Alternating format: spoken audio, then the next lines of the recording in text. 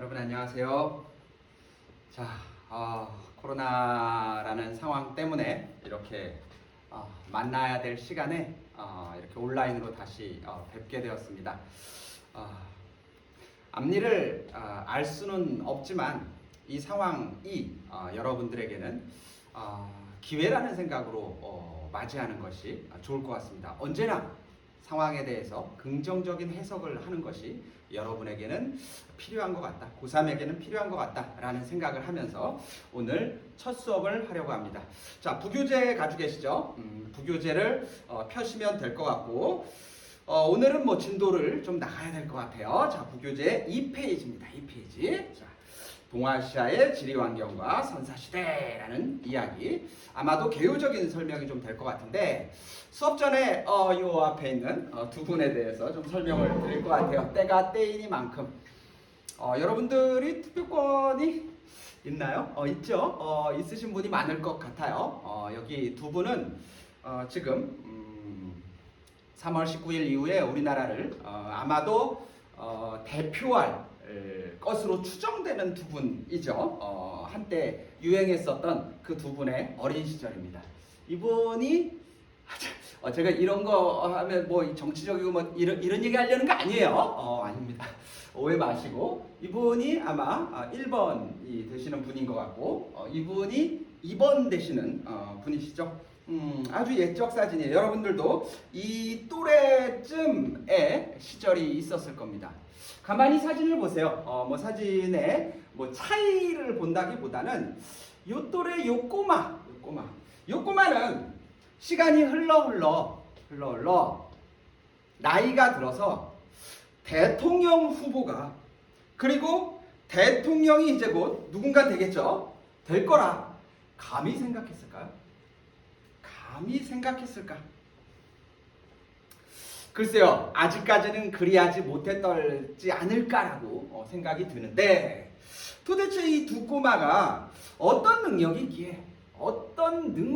있었기에 이 자리까지 왔을까? 지금 이 순간까지 왔을까? 저는 그게 궁금했어요. 그게 어떤 능력? 이게 능력이라는 한자예요. 제가 한자를 그냥 곰곰이 생각하는 사람인 것은 익히 여러분들이 알 듯 합니다. 역자는 사실은 뭐 힘력자이기 때문에 큰 뜻은 없습니다. 이자죠. 능히 해낼 수 있다. 영어로 I can이에요. can. 이 능자가 도대체 무슨 뜻일까? 어디서부터 연유했을까? 이걸 가만히 생각해 보니 참 놀랍습니다. 놀라워요. 이 능자에다가 하나, 둘, 셋, 넷 점을 4개 아래다 찍어버리면 발을 4개 붙여버리면 곰자예요. 곰. 능자는 곰으로부터 비롯됐다라는 설이 상당히 유력합니다. 곰이 어찌하여서 능력이라는 뜻을 가졌을까?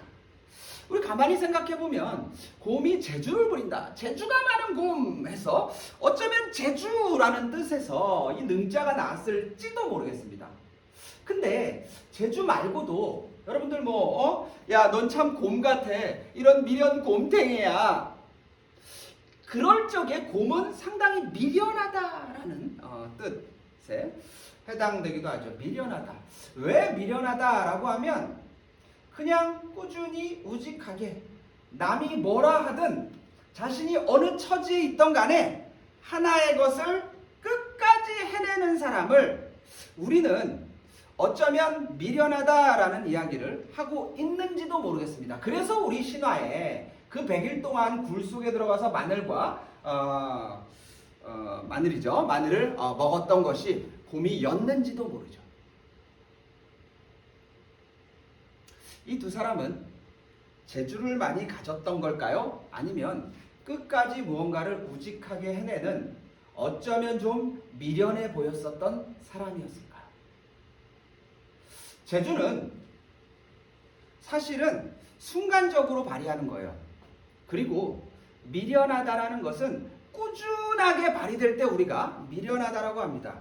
여러분은 어떤 걸 택하겠습니까? 저는 여러분이 3학년이기에 그리고 남은 시간이 여전히 많기에 후자를 권합니다. 재주보다는 미련할지라도, 누가 봐도 미련해 보일지라도 여러분의 길을 꾸준히 가세요. 끝까지 가시길 바랍니다. 여러분은 능히 해낼 수 있어요. 이 사람 기억하시겠죠? 그래도 세계사를 접했던 친구들이 상당히 많을 테니까 우리 세계사의 꽃이라 불리는 프랑스 혁명의 가장 클라이막스를 차지했던 로베스피에르가 이 능력과 관련해서 한 말이에요. 자신의 능력에 한계를 부여하거나 그 능력을 뛰어넘을 수 있는 사람은 자신밖에 없다. 이 말의 전제는 뭡니까? 누구나 능력을 가지고 있다. 누구나 능력을 가지고 있는데 난 이거밖에 못해 라고 어떤 상황에서 자신의 한계를, 그건 애초에 있었던 한계가 아니고 자신이 준 거예요. 그리고 어떤 상황에 처했다 하더라도 그것을 뛰어넘을 수 있는 그 초월적인 힘도 역시 자신이 가지고 있습니다. 여러분은 어떤 걸 하시겠습니까? 스스로 한계 짓지 말고 조금은 미련해 보인다 하더라도 끝이 있는 곳까지 가십시오. 여러분은 충분히 가실 수 있어요. 꼭 대통령이 된다라고 하기보다는 여러분 삶의 끝이, 여러분의 목적지가 분명 있을 듯 보여서 그 말씀을 드리면서 수업을 시작하려 합니다.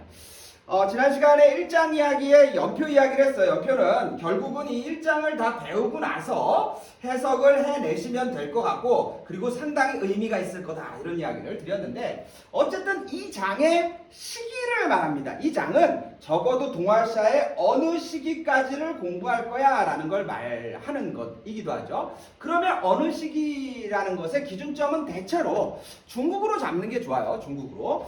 자, 그래서 중국의 고대 왕조인 상나라, 주나라, 그리고 춘추전국, 그리고 통일한국 진나라와 한나라.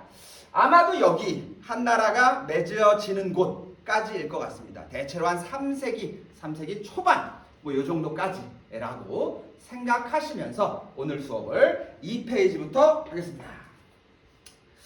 첫 번째는 지리적 범위죠. 지리적 범위. 동아시아의 지리는, 자, 지금 하단에도 나오는데 동서와 남북을 나뉘어서 동서로는 일본 열도와 티베트권.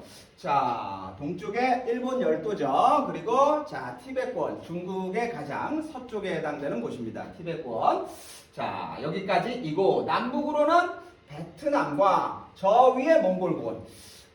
지금 몽골이라는 나라가 있기도 하지만 대체로 몽골이 독립하기 이전까지는 유목지역이었고 중국의 역사와 한데 어우러지면서 전개되죠. 그러니까 여기 이 지리적 범위에서 나라라고 친다면 현재 중국과 한국과 그리고 일본과 요 하단에 있는 베트남, 요 네 나라가 좀 메인이 될 거다. 베트남이라는 나라는 사실은 동아시아라는 것보다는 동남아시아 쪽으로 묶이는 경우가 많음에도 불구하고 왜 이 역사, 동아시아에서는 베트남까지 안고 갔느냐? 그 부분은 그 옆에 나옵니다. 역사 전기에 있어서 베트남은 중국과 곁에 있으면서 중국과 문화를 같이 향유합니다. 이 동아시아의 공통의 문화, 우리 세계사 때도 배웠었던 네 가지 공통의 문화가 있죠. 한자, 불교, 율령, 그리고 유교. 이 네 가지 요소를 대체로 함께 전개해 나가면서 가고 있기에 베트남까지 포함해서 네 개의 나라를 지리적으로 언급하면서 역사를 배울 겁니다. 자, 그리고 두 번째, 농경과 목축. 그래서 농경사회와 목축은 이번에 이제 유목사회죠. 목축을 하면서 떠도는 사회, 유목사회. 자, 농경사회와 유목사회 1번과 2번의 차이는 가로에 나와요. 연평균의 기온이 높고 낮으냐, 강수량이 400m 이상, 400mm 이상이냐 이하냐, 평야지대냐 고원 초원지대냐. 대체로 위도상의 문제죠. 위도상의 좀 하단 쪽, 위도상의 하단 쪽이 농경사회일 것이고 상단 쪽이 비도 적고 그리고 기온도 낮기 때문에 아마 목축을 할 겁니다. 농경사회부터 볼게요. 자, 벼농사와 만농사. 벼농사 좀 따뜻한 지역이겠죠. 자, 기후로 따지면 하단이 이제 베트남의 열대기후부터 온대기후, 그리고 저 위에는 이제 한대와 냉대로 이어질 겁니다. 이 기후적 조건으로 아마 그 농사의 구분도 이어지겠죠. 자, 이거는 그냥 그렇구나 하시면 돼요. 시험적으로는 큰 문제 없고 여러분이 그냥 대체로 그렇구나 이런 거예요. 자, 기온이 그러다 보니 우리 대체로 따뜻한 곳에 나오는 게 이제 벼농사죠. 그래서 거기 동그라미 벼농사는 화중, 화남, 뭐 어쩌고 저쩌고 쭉 나오는데 대체로 남쪽이에요. 베트남, 중국이 이렇게 전개될 적에 화남, 중국의 남쪽, 우리 강남이라고도 하죠. 자, 그리고 일본의 남쪽, 한반도의 남쪽, 이쪽이 이제 벼농사 지역이에요. 거기 보면 일본이 이제 섬을 언급하고 있어요. 알아두면 좋죠? 일본은 뭐 크게 4개 섬으로 나뉘어지는데, 여기 이제 본토섬이 이제 혼슈라고 하죠. 혼슈. 본이라는 뜻이고, 요게 이제 큐슈예요, 큐슈. 거기 나오는 큐슈입니다. 요 큐슈랑 혼슈 정도 알아두세요. 요거는 뭐 알 필요 없을 것 같고, 저 위에 게 이제, 보다는 밑에 2개를 좀 알아두면 조금 좋을 것 같습니다. 자, 그리고 밭농사는 그거 위쪽이죠. 중국의 북쪽, 화북이라고 하죠. 화가 이제 중국이고, 그리고 한반도의 북쪽, 그리고 일본의 북쪽, 뭐 이렇게 되면 될 것 같아요. 최초의 시작, 농경의 시작은 밭농사는 화북의 큰 강, 강은 좀 알아두는 게 좋죠. 이 강이 뭡니까? 황허강이죠. 자, 밭농사는 황허강 유역에서, 그리고 벼농사는 자, 창장강, 양쯔강이라도 하는 창장강 유역에서 시작이 되더라라는 이야기가 됩니다. 자, 이 농사는 우리 문명이라는 시점으로 볼 적에 농사를 짓기 위해서는 그곳에 오랫동안 머물러야 되는 거죠. 농경지를 또 다투어야 되고, 그리고 강가 주변에 있어야 되고, 그러다 보니 하나의 사회가 형성되고, 농사를 짓기 위해서 노동력이 조직화되고, 이러면서 문명을 발생시키고 하는데 조금 유리하다, 뭐 이러한 차원에서 대규모 치수는 물을 관리하는 거죠. 그리고 함께 노동하면서, 함께 정착하면서 국가 조직, 뭔가 시스템이라는 것이 출현하더라. 뭐 이렇게 일반적인 이야기 쓰여 있어요. 자, 시험적으로는 큰 의미 없는데 이해만 하시면 될 것 같습니다. 자, 반면에 유목은 이제 저 북쪽이죠. 밭농사 이 북쪽에 비도 적고, 그리고 온도도 낮아서 농사를 지을 수 없기에 그곳에 사는 사람들은 목축 동물들을 키우더라. 그 동물들이 나오고 있어요. 계절에 따라 이동하고, 그리고 게르라는 이동식 가옥을 짓더라. 앞서 이제 강 이야기를 했는데, 여기에 이제 요강과 요강 몇 개 강을 좀 지리적으로 알아두는 게 좋아서 확인해 보겠습니다. 자, 화북을 대표하는 강, 화북은 황허강 유역이다 라고 말할 정도로 중국 문명의 이제 메인인 곳이죠. 자, 아까 여기 강남으로 흐르는 이 강은 창장강이라고 했어요. 장강이라고도 하고, 여기는 지금 제가 이제 이렇게 써놓긴 했지만 창장강. 그럼 여기가 화북의 황허강, 그리고 화남 혹은 강남의 창장강, 이렇게 말할 적에 화북과 강남, 화북과 화남의 기준점, 그 경계선이 되는 건 뭐냐라고 할 적에 요 사이, 황허와 창장강 사이에 강이 하나 떠오르죠. 그 강이 여기 보면 회수입니다. 화이어강. 이 화이어강은 이제 이후에 생사 때 배웠는지 모르겠는데, 이후에 금나라가 화북 차지할 적에 송나라가 이제 남쪽으로 가죠. 그때 경계선을 맺는 것, 그 지역이 바로 회수, 화이어강이라고 합니다. 경계선이에요. 강 하나만 더 봅시다. 여기는 강이 안 나오네요. 여기도 안 나오네. 여기 나오네요. 자, 요 위에 흐르는 강 있죠? 리아워강. 요하라고 하는 리아워강. 이게 이제 한자로는 요예요. 요강.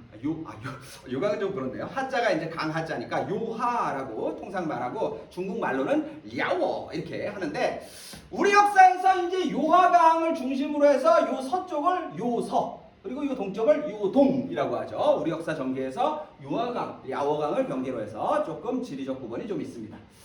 자, 그런 강 이야기를 했어요. 저기 요하가 보이죠? 자, 요하를 한반도가 안 보여서 좀 애매합니다. 자, 그렇고, 자, 이게 이제 이동식 가옥, 유목사회 이동식 가옥인 게르라는 거예요. 지금으로 따지면 뭐 아웃도어의 텐트 같은 것이고, 항상 정착을 오랫동안 하지 않고 이동해야 되기 때문에 이동식 가옥이라고 하죠. 유목을 노마드라고 합니다. 노마드. 근데 이 노마드라는 말이 요즘에 유행하기 시작했어요. 역사는 똑같이 반복되지는 않지만 분명한 것은 그것과 유사한 것들이 계속해서 새롭게 출현합니다. 이 노마드란 용어가 그래요. 우리가 역사에서는 주로 농경사회를 보고 유목사회는 뭐 허접한 것, 뭔가 오랑캐, 뭐 조잡한 것, 뭐 이렇게 말하지만 지금은 노마드, 유목하는 사람에 대단히 추앙받습니다. 여기 보세요. 디지털 노마드.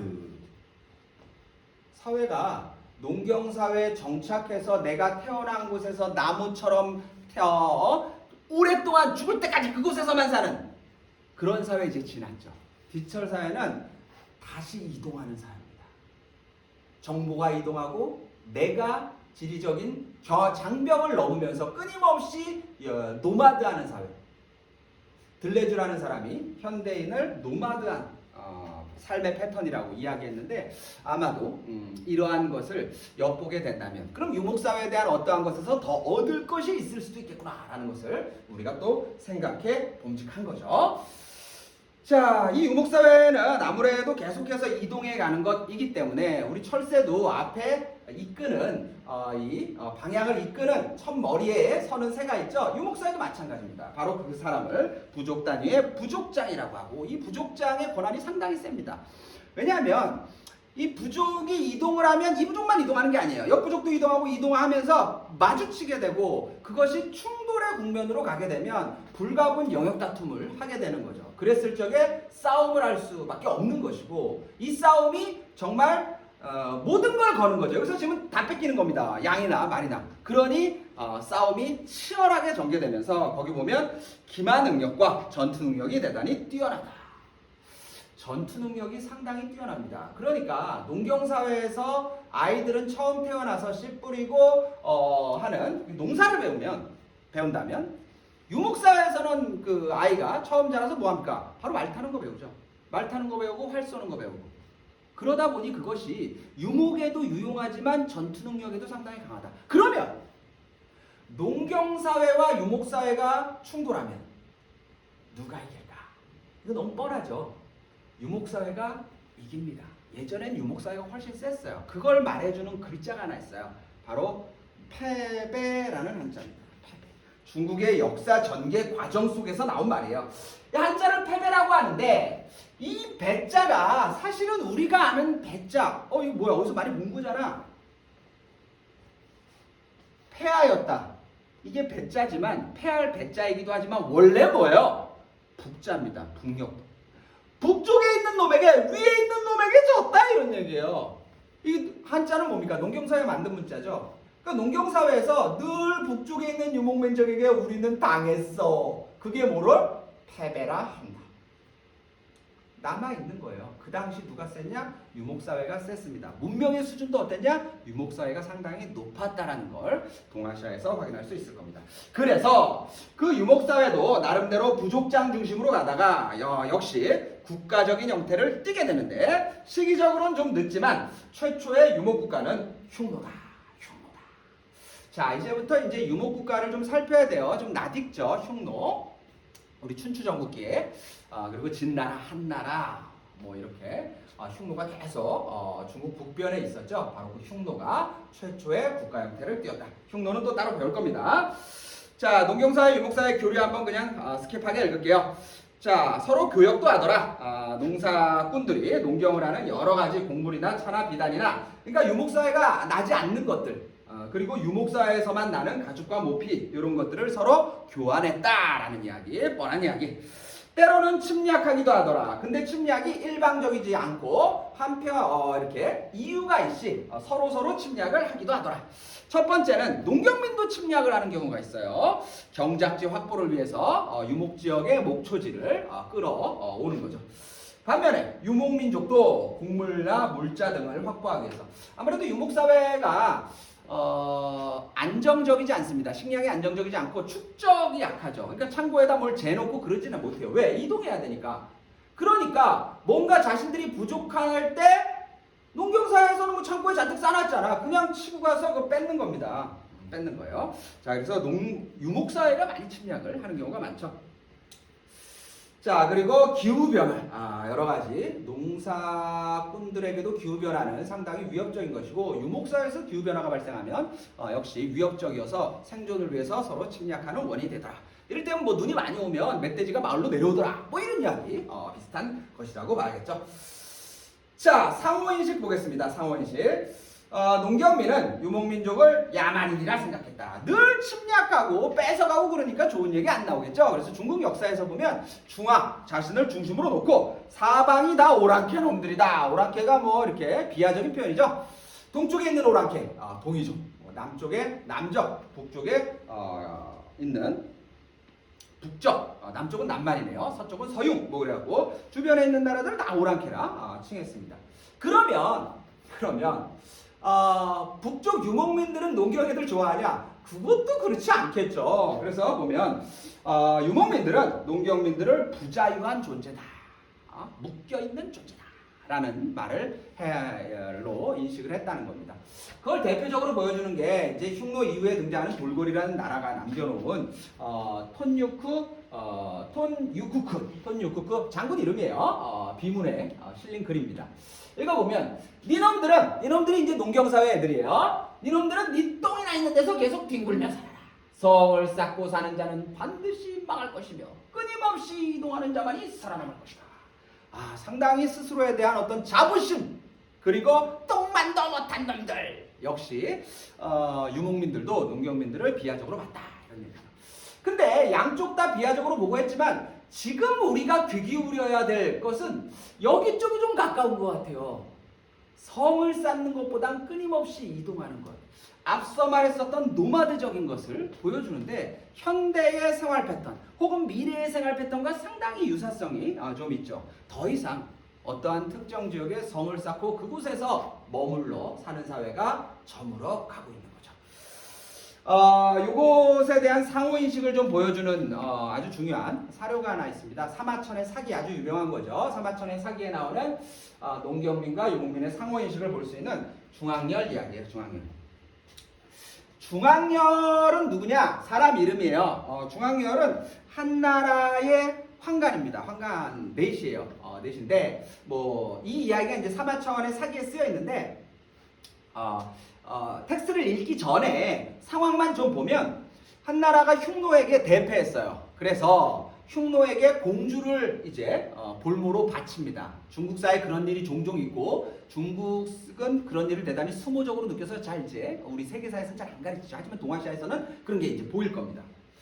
그래서 이제 한 나라가 자신의 공주를 이제 흉노에게 갖다 바칠 적에 공주 한 사람만 딱 보내지 않고 주변에 그래도 신하라도 보내죠. 그때 이제 중앙연이라는 내시를 그 공주 따라서 야 너 가서 흉노 가서 공주 좀 잘 보필해 라고 보내는 겁니다. 그럼 중앙열 입장 볼까요? 중앙열은 가는 거 좋아할까요? 낯선 사회, 그리고 자기가 알기에는 야만적인 그 오랑캐 사회에 내가 끌려가야 돼. 내가 잘못한 것도 아닌데. 그래서 안 갈 거예요 막 이렇게 했음에도 불구하고 황관이 어떻게 그런 것을 관철시킬 수 있겠습니까? 결국 따라가요. 따라갈 수밖에 없었고 그때 중앙열이 따라가면서 두고 봐라 이것들아. 내가 가만히 있지 않을 거야. 뭐 이런 식의 어떤 마음의 분노나 복수심이 있었겠죠. 그래서 어떻게 되냐? 그곳에 가서 열심히 해요. 그러니까 이제 흉노의 눈에 띄게 되고 흉노가 한 나라와 이제 담판을 하는 경우가 꽤 있겠죠. 그 담판의 사절단으로 중앙열을 보냅니다. 그러니까 중앙열은 한 나라의 내시였지만 지금은 흉노의 사절단 대표로 왜? 한 나라를 잘 알죠. 한 나라를 잘 압니다. 그래서 흉노의 사절단 대표로 온 거예요. 대표로 와서 한 나라의 사신과 흉노의 사절단 대표 중앙열이 서로 이야기를 하는 내용이 바로 중앙열 이야기입니다. 한번 귀 기울여 볼까요? 자, 한 나라 사신이 말했어요. 야, 흉노는 노인을 천대하는 풍속이 있다던데? 비하하는 거예요. 니네 노인들 위아래도 모르고 있게요. 야만적인 놈들. 그러니까 중앙열이 그 한 나라 사신에게, 중앙열은 이제 흉노의 입장에 성격했죠. 따져 물었다. 뭐라 그랬냐? 야, 우리 흉노는 말이야. 전쟁에 나가서 전투하는 일이 가장 중요한 일이야. 근데 이 늙으신 분들은 전투에 나갈 수가 없어. 그러니 맛있는 음식 이런 것들은 전투에 나가는 건장한 사람이 먹는 것이다. 그걸 가지고 어떻게 흉노가 노인을 경시한다 하냐? 건장한 사람이 전투 나가서 승리해야지 노인을 보호할 수 있는 것이다. 궁극적으로 노인 보호에 대한 흉노의 방식이 다른 것이지 니네가 생각하듯이 노인을 경시해서가 아니다. 이게 바로 서로 간의 동일한 목적을 추구하기 위한 방법의 차이인 거죠. 그런데 그것을 다른 것을 차별하거나 혐오할 필요는 없는데 그 당시에 그리 아니다.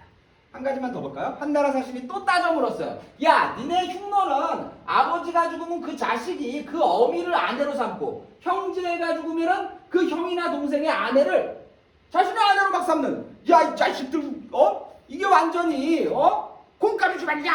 라고 이제 또 따진 거예요. 그러니까 중앙열이 한나라 사신에게 다시 따져 묻습니다. 부자 형제가 죽으면 남은 사람이 그 아내를 맞이하여 자기 아내로 삼는 것이 대가 끊기지 않는 것이고, 그 대가 끊기지 않기 위해서 우리의 결혼 풍습은 어지럽게 보일지 모르거나 우리를 유지하는 길이다. 흉노라는 사회는 부족사회 밖으로 튀어나가면 살아남을 수 없습니다. 그러니까 그 형수나 이러한 자신의 어머니를 자신의 가족 품에로 묻기 위해서, 이게 우리 북쪽에 있었던 우리 역사에도 나오죠. 고구려의 형사취수제, 다 종족 보존을 위한 더 큰 방법이죠. 그러니 한나라가 자신의 방법으로 흉노를 해석할 이유도 없는 것이, 흉노가 역시 자신의 방법으로 한나라를 해석할 이유도 없는, 우리가 지금 이것을 뭐라고 하죠? 문화상대주의. 자, 그래서 이렇게 당시의 방식이 지금 우리에게도 많이 적용되는데, 우리에게 얻어야 되는 건 뭐냐? 상대적으로 해석할 필요가 있겠다. 어쩌면 사마천은 그 이야기를 하고 있는지도 모르겠죠. 자, 그래서 이 이야기 끝났어요. 가볍게 지리적인 부분 그냥 살핀 거예요. 아직까지는 시험적 범위 안으로 들어가지 않습니다. 자, 3페이지 볼까요? 자, 선사시대인데 시험적으로 의미가 있는 부분은 제가 말씀드릴게요. 자, 구석기 시대에 대한 이야기가 나오는데, 자, 이 이야기는 뭐 기본적인 이야기죠. 구석기 시대는 교과서에 나오는데, 구석기인들이 여기 살았어요. 동아시아에. 중국의 베이징인, 한국의 만다린, 일본의 오키나와, 미나토가와인. 자, 이게 이제 중국도 구석기 유적지가 많고 유골이 많이 나오고 우리나라 많이 나옵니다. 일본 좀 애매해요. 일본은 사실 본토에서는 유골이 거의 안 나오고 지금 나온 데가 여긴데, 미나토가와인인데, 여기가 이제 일본 본토도 아니고 저 멀리 떨어진, 지금으로 말하면 오키나와고, 예전에 이제 류큐라는 나라죠. 그러니까 예전까지만 해도 중국 땅, 일본 땅이 아니었던 곳에만 나오고, 지금 본토에서는 유골이 안 나오고 있어요. 일본이 여기에 대한 컴플렉스가 상당히 강합니다. 야, 우리 구석기 시대 없었던 거야? 야, 우리 역사 이렇게 짧냐? 뭐 이런 컴플렉스를 가질 필요 사실 없어요. 왜냐? 구석기 시대는 알다시피 여러분 다 연결돼 있었죠. 한반도, 일본, 중국 다 연결돼 있었어요. 그러니까 이 사람들이 왔다 갔다 했기 때문에 한반도에서 발견돼도 이 사람들이 일본 갔다 왔을 거예요. 그런데 굳이 발견 안 됐다고 또 컴플렉스를 가져요. 그 컴플렉스를 또 해소합니다. 이분이 누구냐? 일본의 후지무라 시니치라는 고고학자입니다. 이 고고학자가 그 컴플렉스 때문인지 모르겠는데 대단히 충격적인 발견을 합니다.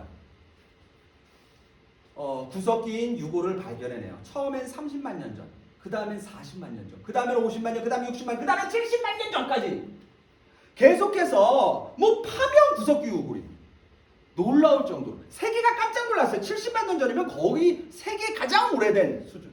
야, 일본에서 문명 나왔나봐. 구석기. 야, 우리가 인류의 시작 아니야? 이거 교과서에도 실렸어요. 그리고 이 후지마라 시니치 교수는 마이더스의 손, 정말 손대기만 하면 유물 나온다 라고 할 정도로. 그런데 이게 우연이라고 하기엔 너무 우연해요. 이 고고학자 한 사람이 자신의 평생을 바쳐서 유골 하나 발견하기가 쉽지가 않은데, 이 사람은 지금 뭐 건드리면 나와. 건드리면. 그런데 드러났죠. 조작. 이게 CCTV에 걸렸어요. CCTV에 발굴 단장이 미리 묻어놓는 장면이 몰카에 찍혔다. 유적서도 날조다. 고고학계 충격. 자기가 조작한 거예요. 조작한 거. 그래서 사과했어요. 사과하다고 교과서에 또 사라지고. 아니, 이럴 필요까지는 없어요. 뭐 이럴 것까지. 앞서 말했듯이 없다고 없는 것이 아닙니다. 이렇게 굳이 없는 걸 있는 것처럼 하는 이 변칙, 반칙 이게 이제 문제를 발생시키죠. 여러분들도 마찬가지예요. 공부는 반칙을 할 필요가 없습니다. 사는 것도 마찬가지죠. 마찬가지. 자, 어쨌든 그래요. 생활은 뭐 수렵 채집, 이동 생활, 뗀석기 다 아시죠? 중석기 시대에 이제 빙하기가 끝나면서 여러 가지 이제 일본이 섬이 되고 뭐 이렇게 되고 여러 가지 도구들이 작은 것이 생겨나더라라는 것까지는 읽으시면 될 것 같아요.